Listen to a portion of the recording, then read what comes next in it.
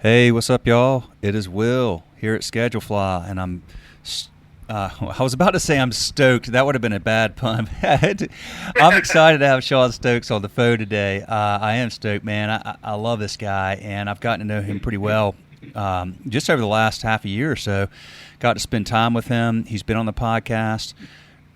Just to have huge respect for you, Shawn, and the way you think about business, the way you run your business, your story, your philosophies, and I appreciate you taking the time to do this. Well, gosh, thanks, Will. It's really a pleasure to be talking with you, and thank you for doing this series. I mean, like I said, I've listened to 6 or 7 of them just in the last couple of days, and it's just really, for one, there's little nuggets of good advice in each one, but even on top of that, it's almost been like therapeutic to just hear other restaurant owners going through what we're all going through. And anyway, just so thank you guys for keeping this up. It's very helpful. Yeah, we're happy to do it. We're thankful that we can do it. We're very fortunate to have the opportunity, and I think that hopefully there are some actionable items in these. And I think you mentioned there's been some that you've already looked into, and even if there's not, I do think the mental health therapeutic part of this is so important because we've had people say that prior to all this. Just restaurants it's a tough business, and most of the time, you independent restaurant owners, you kind of have your head down. You're focused on day to day. You've got a million things on your plate. It's hard to change anything that you're doing, but sometimes it's good to just hear, I'm not the only one that's sitting here going, gosh, this is really challenging sometimes. You all are. At this time where we have no clue how to plan, what's going to happen, when it's going to happen, what the impact's going to be, I really hope that people are benefiting from just feeling connected through this. And I got to tell you, man, sure, I am learning so much. I've always had a lot of respect. All of us here at Schedulefly have always had a lot of respect for you and your peers and what you do, and it's why we're so proud to serve you. I would just say, twice that now, because you've been hit with something out of your control. You've been forced to close down, or mostly close down, and you're in a situation where there's just the dynamics of a restaurant and the gathering of large groups of people in small spaces. The food part of it is just a very unique part of this conversation, a very challenging thing to think through and plan for. So I have so much respect for those of you that are just rolling up your sleeves, and whether it's through the political process, through the planning process, or all the above, you're just moving forward. That's why we call this thing ONWARD. Something will come out of this that will make all the folks that make it through this better and stronger and wiser. But that doesn't mean anything right now, other than it's just we got to get through each day. And just tremendous respect for you, man. I really appreciate you sharing some thoughts on this. Yeah, sure. It's my pleasure, and I hope that I can be as useful, or things that we're doing and experiencing can be as useful to other people as every single chef, restaurant owner that I've listened to. And things are changing so fast. I think that staying up to date with these things, and I'll continue to be listening to them in the weeks to come, just to try and get more nuggets of good advice and ideas from other folks in other parts of the country.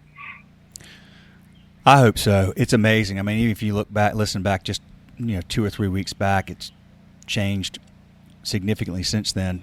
Now, yeah, you have pretty dark at the beginning, so yeah, 100%. There are little shoots of light there now, but it still is. It's very I've been saying it's like the fog of war, and that's how it seems to feel a lot of days right now. You've got 2 restaurants. You've got one in Durham, and then you have one that you literally just opened in Carrboro. Yeah, Carrboro, we opened up about 3 weeks before we were asked to close for takeout only. And you're doing takeout at both locations right now? We are. We've, like a lot of folks that I've heard, we're kind of reinventing our whole business overnight, building the airplane while flying it. Yeah, that's a good way to put it. So we're doing takeout, and we're kind of just throwing a lot of stuff at the wall to see what sticks. And with the idea that, we need to keep coming up with ways to stay afloat and keep our team employed, and maybe with the medium to longer term goal that some of this stuff might stick for good when we kind of enter the new world that 6 months or a year from now. I don't know much, but I'm pretty sure that the restaurants won't be the same after this. So I don't anticipate that ours will be an exception to that rule. Luna's gonna look different when we come out of this than it did before we entered it. So we're doing takeout. We're doing family meal deliveries that we offer to folks, like whole rotisserie chickens with 2 sides and a salad, different pulled meats options, things like that. Let's see. We're doing. We were, as you know from a previous podcast, we were pretty reluctant to take on any third-party delivery apps, but we've decided to go with a local one here called Takeout Central.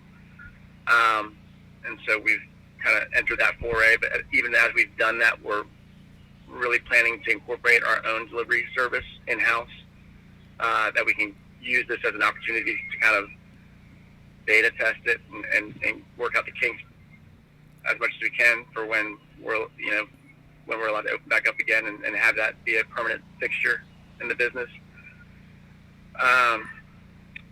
Trying to think what else we're doing. Let me ask you about the delivery, because we've talked about these third-party providers in the past. So you've got a local firm. How did they distinguish themselves and compete with these massively funded, scaled-up organizations like Grubhub and the others? That would be a neat question. Maybe even it would be a kind of cool podcast to interview them and just see how they distinguish themselves. I can't really say. I mean, their fees are a little bit less than like Uber Eats, for example, but not much less. We just decided that we want to try and make our food and what we're doing as an essential business accessible to everyone who wants a safe option for delicious food. And we didn't have the capacity in-house to do it at the time, so we wanted to have someone be able to deliver the food. And so when it came down to whether or not we wanted to do a big corporation or a local business, it was a no-brainer. Yeah, for sure. I'm glad that that was an option. Now, they well, let me ask you this. One of the questions I don't really understand very well about that part of the business is you've got multiple, 4 or 5, however many providers. Is it the consumer that finds you through their portal, or do they come to you to order your food and then they have to choose whoever you use? I mean, is it a marketing tool for you to have those services available to your customers? So I think there are some advantages to being on one of the bigger platforms, because people who have adopted that practice already, they have their preferred service, right? So they've got the Uber Eats app, and so they're going to go on there, and it's almost like they're entering a virtual marketplace or a virtual main street of restaurants that they can kind of walk through. Like, if you imagine like Open Table, like a food court. Yeah. And so they're saying, hey, I want to get some takeout. What do I want? If they don't already know what they want, and so they go in there and say, and there's the option. So if we were on that platform, that would be one advantage of being there for the people who go on when they don't quite already know what they want. Now, for people who know, I'm craving something from Luna, I'm going to go to Luna's website, where we have a link on there that says delivery, and you click on it, and it takes you to Takeout Central's website where our menu is hosted, and you order from them. So I guess it depends on how much of your clientele is loyal enough that you're getting more traffic to you because they're craving you, or if you're getting a lot of traffic from people who might not know what they want to eat when they decided to put up that app. I'm not really sure. I'm just kind of thinking out loud. But yeah.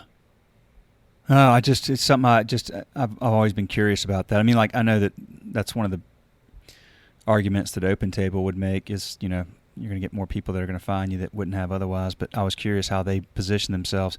Now, the delivery process, when they deliver, are they, because of the circumstances, I know that this is not how it would have been in the past, but I mean, do they ring the doorbell? Do they hand over the food? Do they leave it on the doorstep and text the person? What's the process, the end result of the delivery? As far as I know, and this is how we do our family meal deliveries, because those we can schedule in advance, and then we can know to have someone scheduled to do those deliveries. But we're having our drivers, they're sanitizing their cars before and after each delivery, fresh gloves on in and out of the car, masks, and just drop it on the doorstep and leave it. And the customer knows that there's a window of time that food's going to be left there. So they know to be aware to keep the lookout for the driver, and they know that we're not going to knock on the door or ring the doorbell or anything. We just leave it on the front doorstep. I don't know, but I have to imagine that Takeout Central is doing something similar. Just because I think that people are just trying to, as best they can, to avoid contact with whether it be direct contact or by like cross-contamination contact. Yeah. Well, it seems that one of the differentiators for a local service or any of those services could have been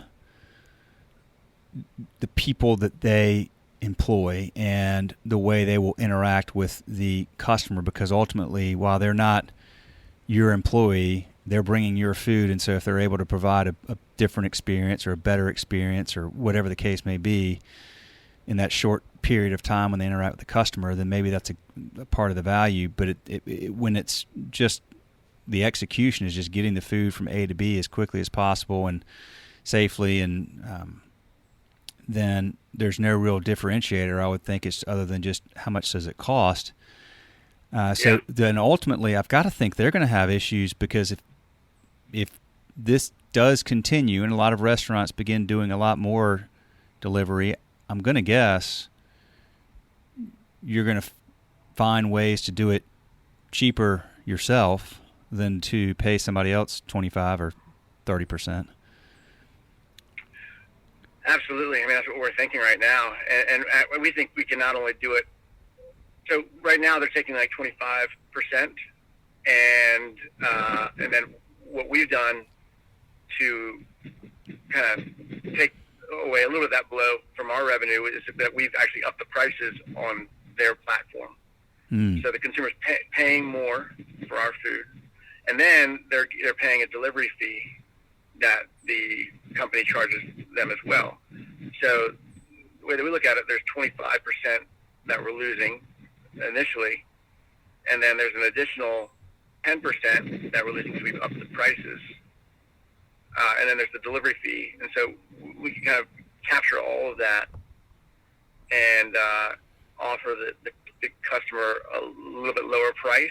Because as far as I know, most people that I know up their prices for these delivery apps. So we could offer the food at a lower price, and we could probably do it a lot more efficiently, because right now, sometimes we'll wait 20 minutes before. This isn't the best marketing for Takeout Central, but sometimes we'll wait 15, 20 minutes before their driver shows up to grab the meal. And so already it's been sitting there, waiting for 20 minutes before the driver gets it. Presumably they have another 10 minutes in the car en route.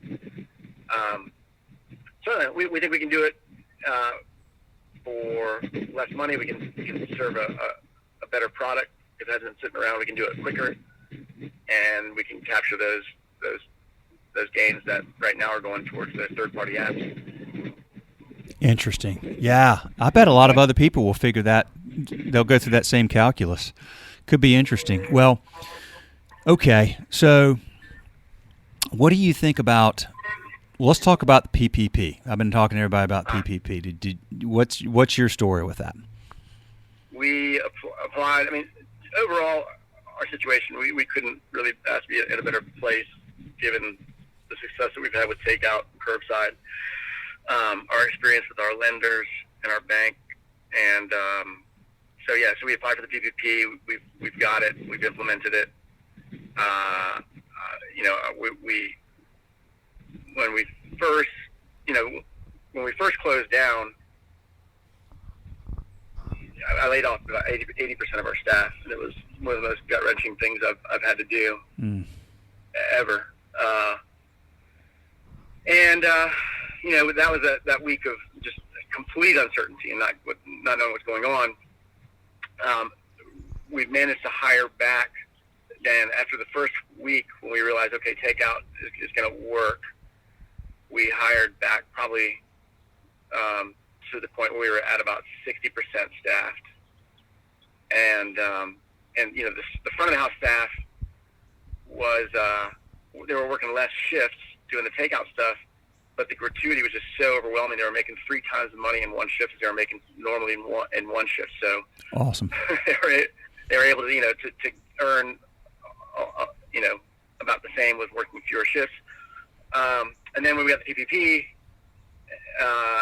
we want to be forgiven for the loan, so we're trying to adhere as closely as possible to, that 75% of it that needs to go to payroll costs. So we started hiring up other people just to come in and like paint the kitchen, do repairs, just anything we can.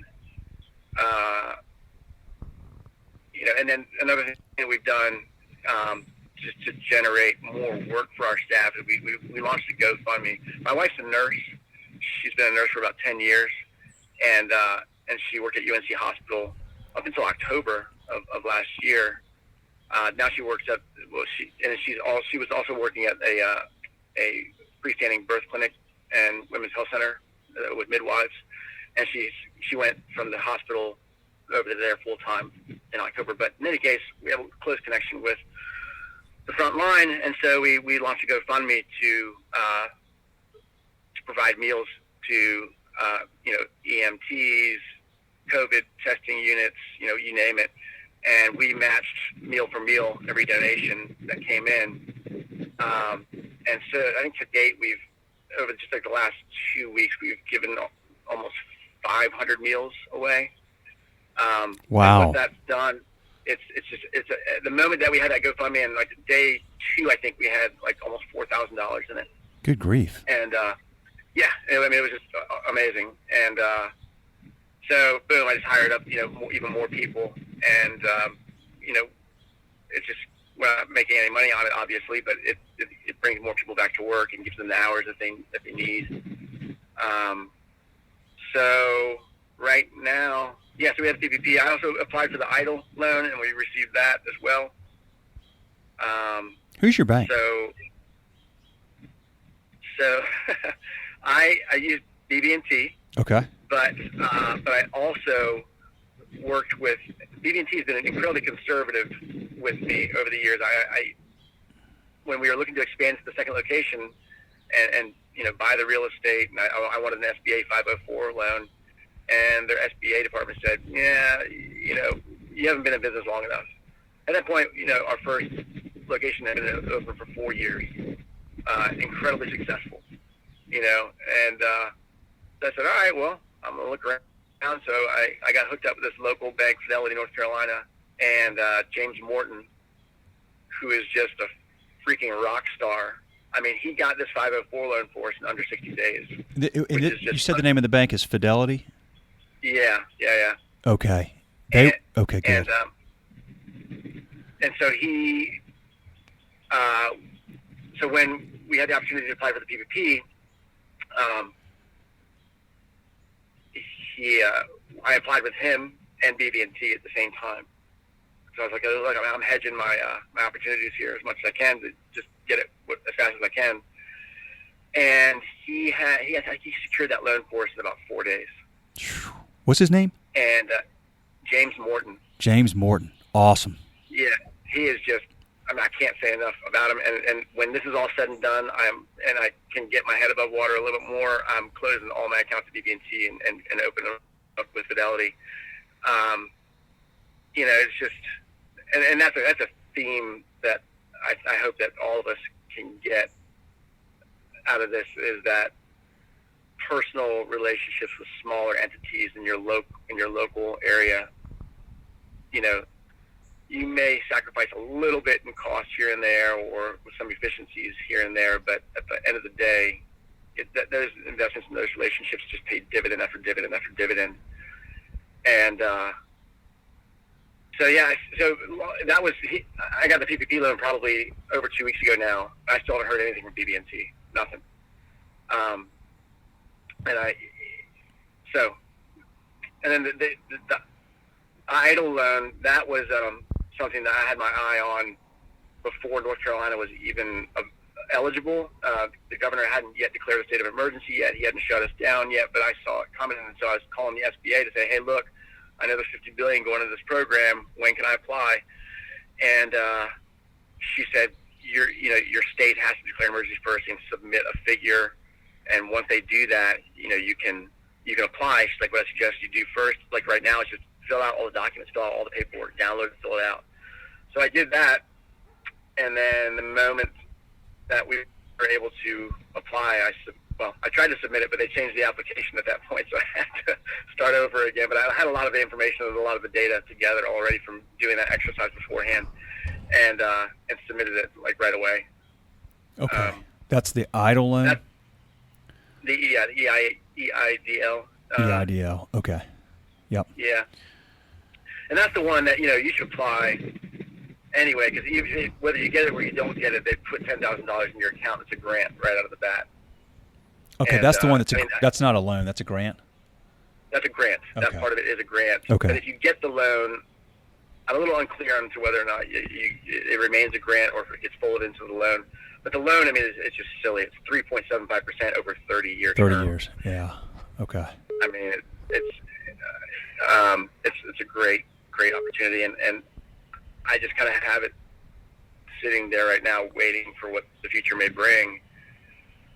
Which is, I think, what a lot of people did with these loans, with the PPPs as well. And I caution restaurants, especially, to make sure they have a plan for how to use it properly. Otherwise, those you have to pay back in 2 years. Those are 2-year terms. For the idle? No, the PPP is 2 years. The PPP, okay, yeah. If you don't follow the guidelines? So regardless, if you follow the guidelines and use it towards payroll, then it is forgiven. And it's a sliding scale of how much will be forgiven based on how much you use towards payroll. So I just suggest that people kind of get comfortable with whatever they might be comfortable paying back in a 2-year term, because those payments can be pretty high, and no one really knows what's going to be happening next year.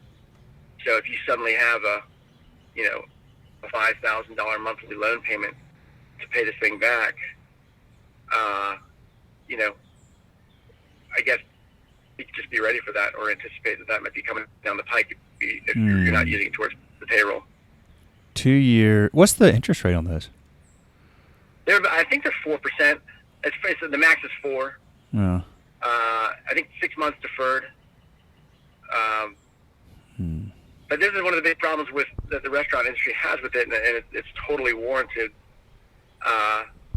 That restaurants are upset by it, is that you have to start using it towards payroll. The 8-week window that you're going to have to submit to the SBA to get forgiveness begins the moment that the loan opens, right? And we all know that we aren't able to open fully, and so a lot of people are asking, like, well, how do I pay staff I don't need to hire back yet? Can we postpone this time that we need to document when we hire these people back? But the SBA, and I guess the way the program was designed, was such that they wanted to try and keep as many people off of unemployment and try and take pressure off the unemployment offices and kind of let the business be a pass-through for unemployment in a sense. So even if people are just sitting at home, they want you to use that money to pay them what they were getting paid beforehand. That's, as I understand it, that's the way the program is designed. Okay, got it. But we just did as much as possible. I mean, we just tried to do as much as we could to try and bring as much staff on as possible, so that we can try and meet that criteria and not have to pay it back. Perfect time for painting, maintenance, all the stuff you mentioned. Oh yeah, and then doing those things like trying to raise money for donated meals. That keeps people busy. I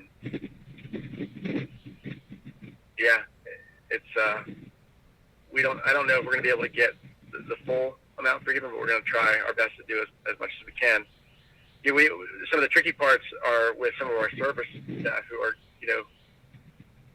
there was about a month between the time that we, needed to close and when any funds came through. So that month was a long month for our employees, and a lot of them applied for unemployment, and some of them started receiving it, weeks before we received the PPP loan. And it wasn't like I could say, hey, hold off on unemployment because, we think we're going to get this loan. Because if we hadn't, and as I understand it, we're probably in the minority of small independent restaurants that I know of who have gotten it at this point. You are. Then they would really be, in trouble. But they did get it, and some of them are making a lot of money. We have a couple that are making like $1,150 a week. So they got a raise, a big raise, and they don't want, they don't want to muck that up by us paying them from this PPP loan. And that's fine. That's a decision that everyone's got to make their own decisions during this time as to whatever's the best for them. So I don't criticize anyone for making any sort of decisions like that, but it does make it challenging for the restaurant to be able to comply with this forgivable loan if some of their service staff is getting paid more than they were ever making to kind of sit and chill at home. It also makes it difficult for the staff that did want to stick around and keep working, because imagine the scenario where we have some people saying, I'm willing to come in, put on the mask, the gloves, we're going to do the takeout thing, and it's not like a real engaging shift. You don't have like customers that you're engaging with. You're just like bagging stuff up and bringing it out to the car, and as little interaction as possible. So it's not what they're accustomed to doing. And then it wouldn't be fair to them for me to pay other people to sit at home that didn't want to come into work and pay them maybe even more. So there's a lot of things that are complicated with it, and it's to be expected. They cobbled this thing together in a matter of, a week or two. So there's bound to be some areas that with hindsight, you can say, gosh, that was pretty stupid, but we are where we are. But I guess this is all just to say that if you're a restaurant and you're looking to get this thing, just really think it through and plan out how you can either be aware that you're going to pay it back in 2 years, or plan out a way that you won't have to. Have a plan in place. Well, I got to say, my kids aren't quite old enough to work yet. My daughter's 16. She was actually going to be looking for a summer job at a restaurant. Uh-huh. But I got to say, if my kids were in that situation, and even if they're making more by staying at home through unemployment, I'd tell them to get their butts back down there and get that job. Because the problem is, this is my personal opinion. I just, look, at the end of the day, y'all might come back with a very, smaller staff, and there's not going to be as many restaurant jobs. So you want to, and meanwhile, that unemployment's going to run out. I would be more inclined to of course, that's me at 45 saying that. I think if me at 22 would have been like, yeah, whatever, I'll be fine. Yeah. But it is an interesting dynamic. I hope people will think through that really clearly and just don't be myopic with that, because there's not going to be as many jobs out there, not just in restaurants, but just in general, possibly for a while. Maybe so, but I'd hedge that and be careful with that decision. So let's talk about reopening and what that may look like. What we're hearing, here in North Carolina. I know it's different state by state, the timing and all that kind of stuff. But generally speaking, there's common threads with reopening and what that may mean. I know that our governor came out yesterday or the day before, or whatever it was, and said that we're going to have this phased reopening, and when restaurants reopen, they'll be with limited capacity, whatever. It was vague language. But tell me about what you think about that. Yeah. There's a lot to think about, right? I mean, so what we're undergoing right now is unprecedented, and and we've heard that word a lot because it is, and I don't know what the world is going to look like next week, much less a month from now. I'm super optimistic that even 2 weeks from now we'll be taking a little more sober look at what the world, what this thing looks like in terms of the rates of infection. We're learning more every day, and every day that we learn more about the data of this thing, it seems a little bit less dangerous than it first started 2 months ago, 3 months ago, when the case fatality rate was in the 2.4 to 3.4 range, and now they're estimating it's more like 0.5. The rate of hospitalization, as the numbers kind of come in, they look much more promising. So those things, I think, will be improving consumer confidence, and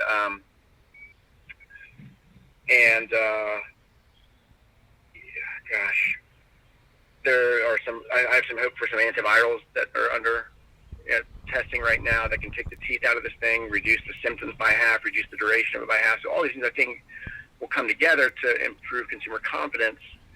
And I'm bringing that up because, regardless of what the governor says, I mean, it's like we could be in Georgia where they're going to open things up on the 27th, but that doesn't mean people are going to come out to eat. Yeah. So we're kind of relying on two different dynamics.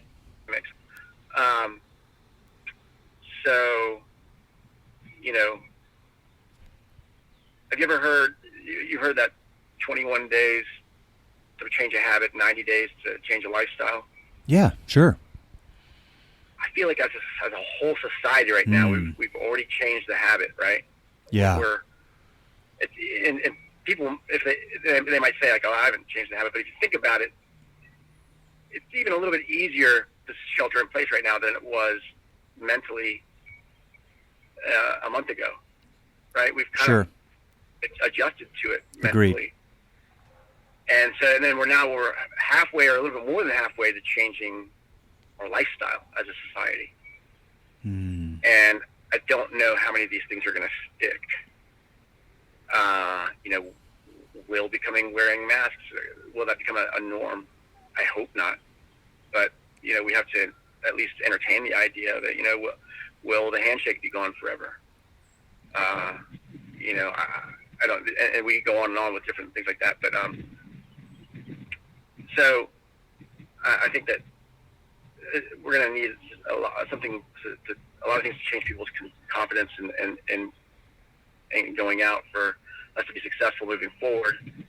And we should encourage all of our leaders to get some testing out there and fund research on antivirals and start sharing as much good news as we have on these fronts as bad news.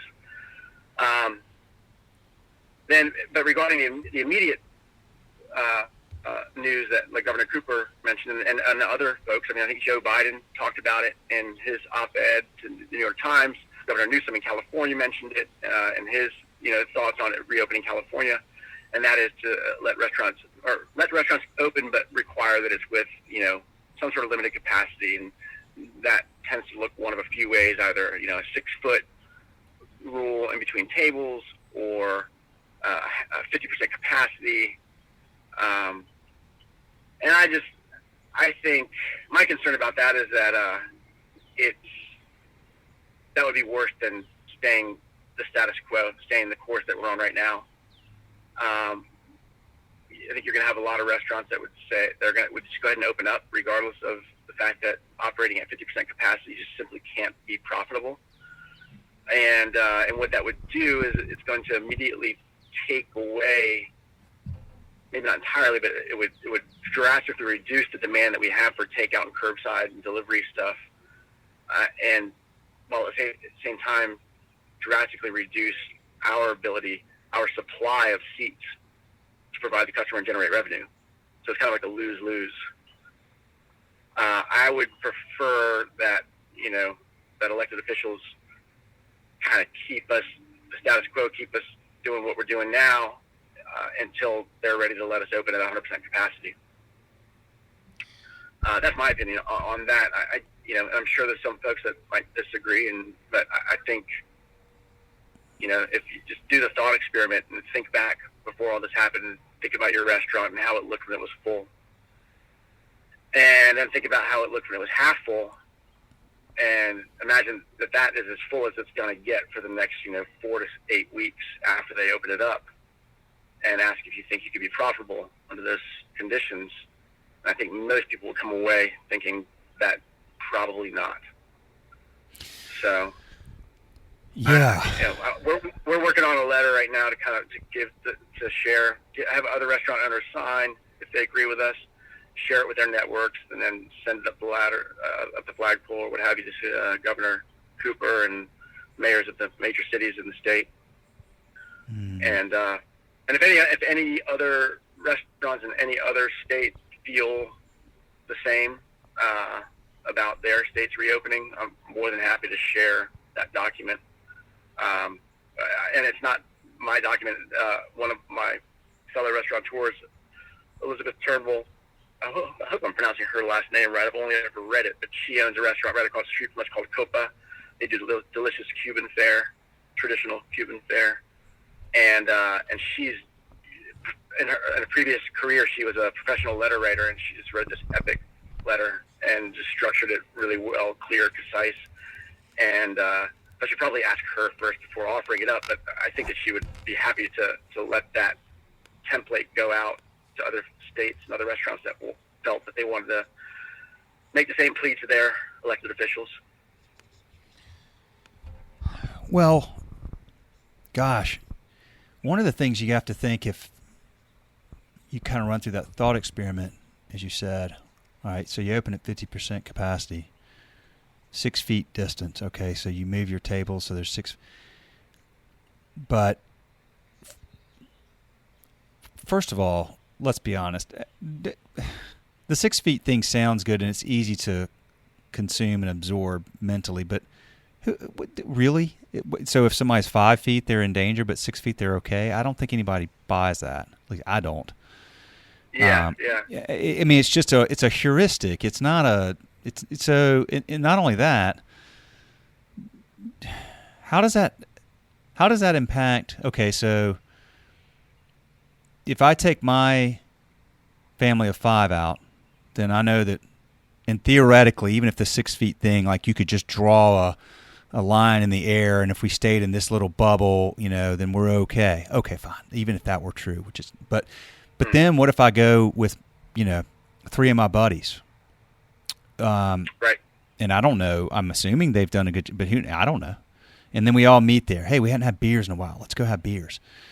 Oh, we're fine. We're 6 feet away from everybody. Well, yeah, but didn't we just potentially, one of us whose kid was, that day was in the store and it's just, that seems a little wild. So I feel like, I hope that they'll let consumers and businesses make these decisions and not put these sort of random calculations into this stuff. Like if you're at 50% capacity, how does it? I mean, where does that come from? Like it's just a number. I don't know if I guess there's there's political parts of this. I'm sure they're trying to leverage governors and people that make these decisions, but it's very odd to me when it's done at the top down versus bottom up, because I think consumers and businesses are smart and they make their own decisions. Like my family probably won't go out for a little while. My wife is high risk, so it's not really worth it, right? But I've got plenty of friends who I'm guaranteed they'll have their families out the day things open. They're all healthy, they're young, and they're like ready to roll. So anyway, it's my 2 cents. No, and yes, it's true, and like what you said is a perfect example. I mean, to have 4 people from 4 different lives, jobs, departments, what have you, it's okay for them to be at a table together. But 2 couples, we're going to make them sit 6 feet apart. It's not good for business, and it's not an effective health policy either. So let's just not do it. Yeah. Yep. Well, gosh, man, it's just been interesting. Like every one of these has. I'm just enjoy talking to you. I learned. I'm inspired. Go ahead. I was just going to say, I don't want to be too negative about how things are going. Like I said, I'm pretty optimistic that things are going to improve, and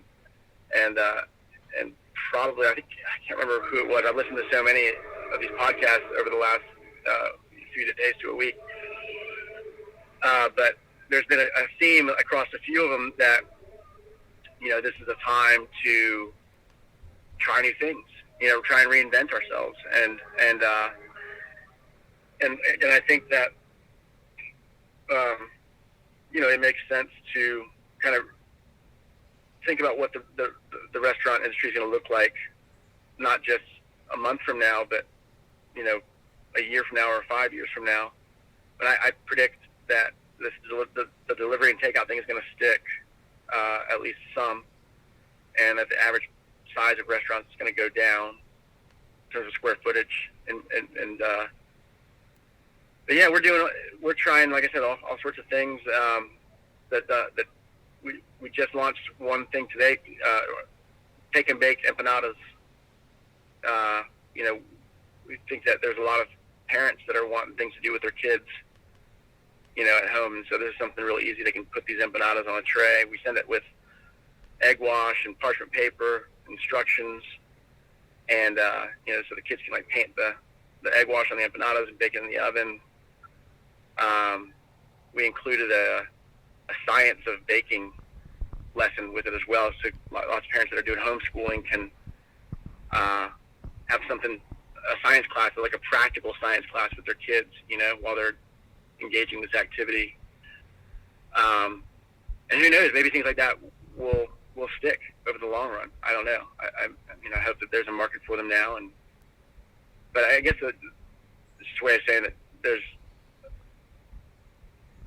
it's just a time that it's an unprecedented time for restaurants as well, that just would have never happened, where you have all this time to kind of rethink things and try new things. And so anyway, that's my positive note. Well, what's going on right now. I think it's a great note. Look, you've got kids. Anything you can do to help engage families with an activity they can do together. Any business that can do that, that's a great thing right now. We're all looking forward, if we have kids. If you can do it through food, even better. They're learning a new skill. We all congregate over food anyway. So, I think that's fantastic, Shawn. And, who knows how this turns out? There's some people that say this is going to change everything forever. There's some people that say, we'll be right back at it by the spring. By the summer, end of summer. I don't really know. I do know this. It's easy, I think, in times like this, to think things won't ever be the same, and they probably won't be exactly the same. But I'm hopeful that they'll be more so than not. We've been through. We went through a pandemic, the Spanish flu, and lost millions of people, and then you had the Roaring '20s right after that. And I think that we need to congregate. We need to be around people. We're social, and I think we're gonna Yeah. we're gonna find ways. Whether it's through technology, through medicine, through whatever means. The one great thing that I have to say that is fascinating to me about this is basically the entire world is working on one problem together at the same time, which is definitely unprecedented. So the best minds in the world are trying to figure these things out, and we will. I always bet on. I bet on America and I bet on humanity ultimately. So yeah, I think that. And that Go ahead. I think you're so right, and I think that it's not just. Everyone's working on one thing, but that one thing isn't just one thing, if that makes sense. So, everyone's working on trying to work towards mitigating this pandemic. But even at the granular level, people are working towards something that's also the same thing. And I'll give an example. You give lots of examples, right? So James Morton, my lender, the day that they closed restaurants down for takeout, he called me and he said, "Hey, I just want to reach out. I know you're 3 weeks old. Your restaurant's 3 weeks old, and this is happening right now. We're deferring your loan for 3 months right out of the gate, and that's what we're doing right now. We're going to see where things look 3 months from now. At the very least, after that, you got 6 months interest-only payments." I mean, he just it was proactive, and he came right to me and did that, and then just like last week, maybe 2 weeks ago, Bower Brothers, they're a heating and air company here. They do heating and air and they do refrigeration for restaurants. And they wrote an email out to all the restaurants and said, "Hey, we just want to let you guys know, any service calls that you do not have to pay them right now. And we will not bill you until 90 days after you're allowed to reopen. And we will maintain your 5 most important pieces of equipment with preventive maintenance programs free of charge throughout this." I mean, I was just I was tearing up, man, when I was reading it. It was just like that sort of thing. And I called them up and I said, "Hey, you've got a customer for life, and probably every single person that received that email will be your customer for life after that." But it's big and it's small, but you're right. It's everyone's working together in their own ways, and it's inspiring. It'll give me faith. Man, I love that so much. I'm so what's the name of the heating and air company? Bower Brothers, BOER. BOER, Bower Brothers. Okay, hats off to them. Hands off to James Morton and Fidelity Bank. What a heroic effort by both of them. I'm so particularly only because I started out my career in banking, so I just that story to me is so awesome because you just can't put a dollar value on that. But that, first of all, that sealed a relationship with you clearly forever, right? As his customer, as their customer. It's getting told on a podcast right now that many people will listen to, and many of them that are not in North Carolina, and there's no upside for James or Fidelity, but it's still an example that people have in their head now. And the other thing is, I feel like the companies that are operating out of, every decision we make, I'm kind of obsessed with this. I've talked about it on the podcast before. I think anything that we make, every decision comes from a place of fear or love, or you can call it the dark side of the force, or the light side of the force, or good and bad, whatever it is. But I think it's fear or love, and not necessarily that James or Bower Brothers was operating out of love, but it ultimately, if you really peel back the layers of the onion, it is that it's a place of positivity. It's a place of helping. It's a place that comes from good intentions, thinking of others, putting on somebody else's shoes, seeing things from your customer's perspective, not your perspective. Those are decisions that just define what a great business is. And those are two great businesses right there for doing that. And they will reap the benefits of that. And it's not why they did it. They did it for the right reasons. But the byproduct will be that the business will be successful. I'm thoroughly convinced of that. I totally admire businesses that operate that way. I can't imagine operating any other way, but so many do, unfortunately, particularly the larger institutions where it becomes so hard to do that. And even if the people on the local level, maybe at the large banks, would love to operate that way, their hands are tied and they can't. So thank goodness for small. In Marwan talked about that too. Marwan Irani of Chai Pani there in Nashville, and we were talking on the podcast a week or two ago, and he just talked about how all these years he's always wanted to use local providers. And and he's had people on his team justifiably say, look, we're leaving money on the table. Where there's efficiencies and cost savings of doing these things at scale with large. And he's always been like, my gut tells me I just really I don't mind giving some of those things up. And of course, it paid off massively through his accountant, through his attorney, through the vendors they have there. Just huge payoff for doing this in so many ways. So that's and you mentioned the same thing. And I just think these are great stories that'll be remembered, and that won't change. I mean, you'll be their customer forever because of that, and that's a wonderful story. Love that. And in this industry, it's so tempting to take those small marginal gains and reducing your costs. I think ADP was approaching us recently to offer us a better price on workers' comp. I don't know what the difference was. Maybe it was 10% less than what we're paying now.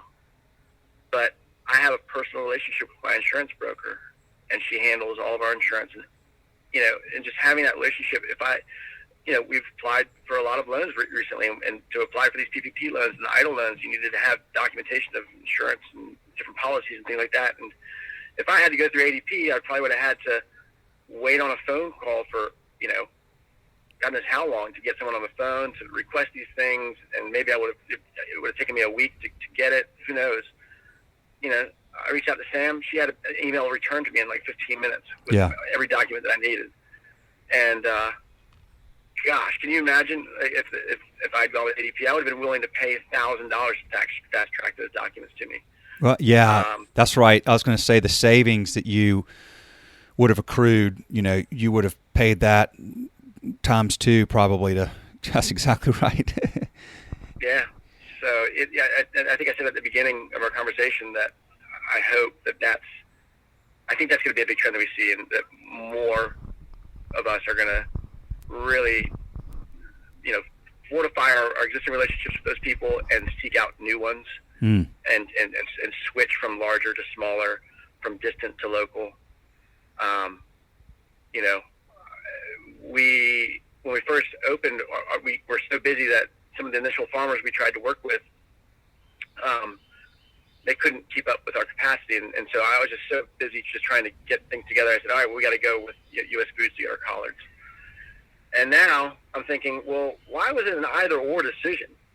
I don't need to get either 100% of my collard greens from, Stewart at Bluebird Meadows, or 100% from U.S. Foods. I could give, some dedicated share to the smaller farm and fortify it with whatever he can't keep up with. I can pull it in from a larger source. Yeah. So even things like that, we've been just totally reassessing our local supply chain again, reaching out to local farmers and saying, hey, we want to get our lettuces from you.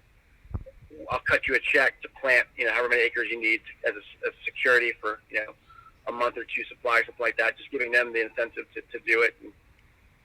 And I don't know, I'm kind of going on a tangent here, but I think that's pretty critical, and I think that consumers are going to want that as well, because now more than ever they're aware of supply chains and what's happening. They're looking at these giant Tyson chicken processing facilities that are, having massive COVID outbreaks and shutting down, and beginning to think real critically about where their food's coming from.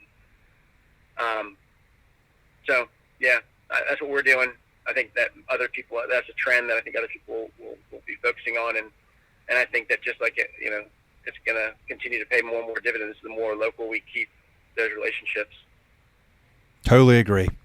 Consumers are definitely considering that, and they're considering where they do business, and clearly people are thinking a lot more about the importance of working with small local businesses, whether it's restaurants, retail, whatever it may be. So there's going to be a lot of things that are come out of this that'll be really positive. We'll be better. We'll be wiser. We'll be stronger.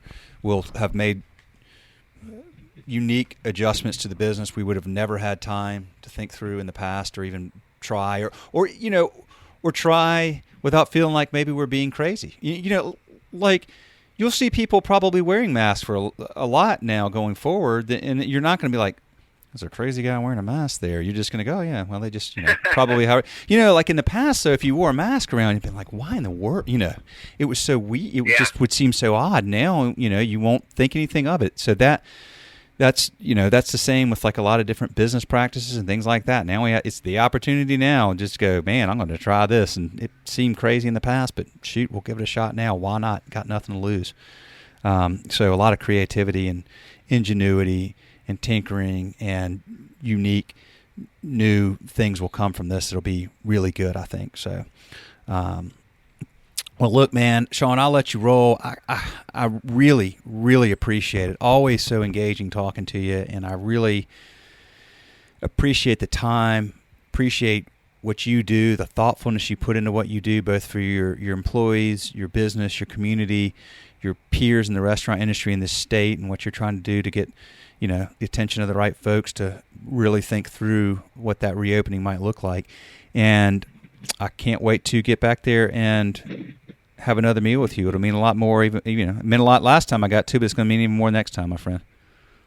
Yeah, man, absolutely. And definitely thanks again for keeping this up. I can't wait to listen to many more restaurant owners and see what they're doing and how they're feeling. And I think that this is almost like a collective Google Doc that you're putting together, but where everyone's just like putting down their ideas and what they're doing, and you can kind of take what works for you. And so thanks again. This is awesome, and definitely look forward to seeing you. And you haven't checked out the new place yet, so you got to come to Scarborough and check out the new location once we're able to open. It's pretty sweet. I will be there, my friend. I will be there. I can promise you that. All right, well, good luck with the move. Oh, thanks, man. Thank you very much. Yeah, I'm probably going to get pulled into packing duty again right here in a minute. So, but look, thanks a lot. And as always, you got my cell. If I can do anything, anytime, always happy to help. Oh, last thing, I will do me a favor when you have a chance today.